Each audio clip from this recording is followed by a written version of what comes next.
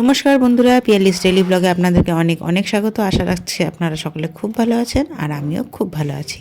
আর সকলকে জানাচ্ছি happy new year. তো বছরের প্রথমেই আজকে 3 জানুয়ারি চলে যাচ্ছে শিলিগুড়িতে। আমার ভাস্তা আর্যর আজকে 18 বছর পূর্ণ হলো। সেই উপলক্ষে বৌদি একটা ছোট্ট পার্টি অ্যারেঞ্জ করেছে সন্ধ্যাবেলা।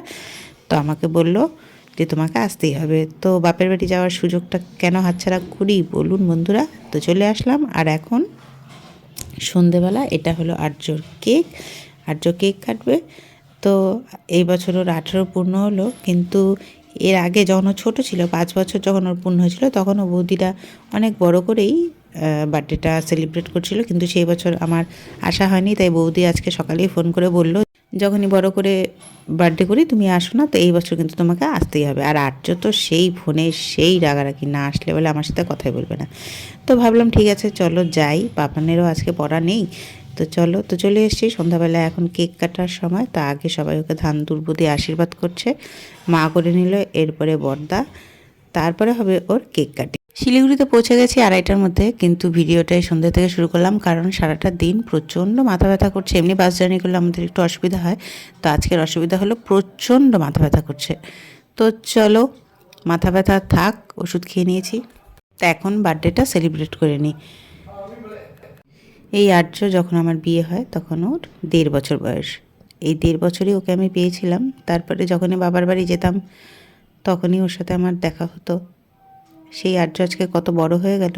আর পাশে দেখো আরশিকে, আরশিও দেখতে দেখতে অনেক বড় হয়ে গেল। তবে ছোট ভাস্তা আমার এখনও এসে পৌঁছায়নি। পাপানো আজকে খুব খুশি। আর এখন হবে কেক কাটিং। তো হ্যাঁ বন্ধুরা, এই বার্থডেতে আর্যকে গিফট হিসেবে যেটা দিয়েছি, সেটা ও যেটা পরে আছে হুডিটা, সেটা ওকে আমি গিফট করেছি। কেমন হয়েছে গিফটটা অবশ্যই জানাবে। আর এখন হবে কেক কাটিং। জন্মদিনটাও একবারেই করতে যাচ্ছিল না, কারণ ও একটু লাজুক প্রকৃতির। তবে দাদা আর বৌদির অনেক বলাতে ও রাজি হয়েছে। আর এখানে সবাই যখন ভিডিও করছি, হাততালি দিচ্ছি, কেউ উইশ করছি, তখন ও এতটাই লজ্জা পেয়ে গেছে যে কি বলবো, কি করবে কিছু ভেবেই পাচ্ছিল না। মোমবাতি নেভাতেই ভুলে গেছিল। প্রতি বছর বৌদিরা ওকে টাকা দিয়ে দেয় ওর বার্থডের দিন। ও বন্ধুদেরকে নিয়ে বাইরে যা যা খাওয়ার খেয়ে আসে, বন্ধুদেরকে খাওয়ায়। তো এই বছর ওর বন্ধুরা বাড়িতে আসবে। আর এখন ওর ছোট ছোট ভাই বোনকে কেক খাইয়ে ওর কেক কাটাটা সম্পূর্ণ হলো। এরপরে এই যে ওর বন্ধুবান্ধব, তাদের সাথে ও বসেছে। আমাকে শুধু বারবার করে বলছে ভিডিও করছো, কিন্তু এগুলো কিন্তু কিচ্ছুই তুমি পোস্ট করবে না, বারবার করে রিকোয়েস্ট করছে। আর আমি বলছি না, আমি পোস্ট করার জন্যই তো ভিডিওটা করছি। তো জানি না এই ভিডিওটা দেখে ও কী যে বলবে আমাকে। আর এই বিশেষ দিনের বিশেষ বিশেষ মুহূর্তগুলো যদি আমাদের স্মৃতির খাতায় না থাকে তবে কি করে হয় বলুন। দূরে থাকি, যখনই মন খারাপ হবে তখন একটু ভিডিওটা দেখে নেব। এই জন্যই তো ভিডিও করা, আর আমাদের সুন্দর মুহূর্তগুলো আপনাদের সঙ্গে শেয়ার করা। আর নেক্সট ডে মর্নিংয়ে আমরা আবার শিলিগুড়ি থেকে বিদায় নিয়ে চলে যাচ্ছি ধুপগুড়ির উদ্দেশ্যে।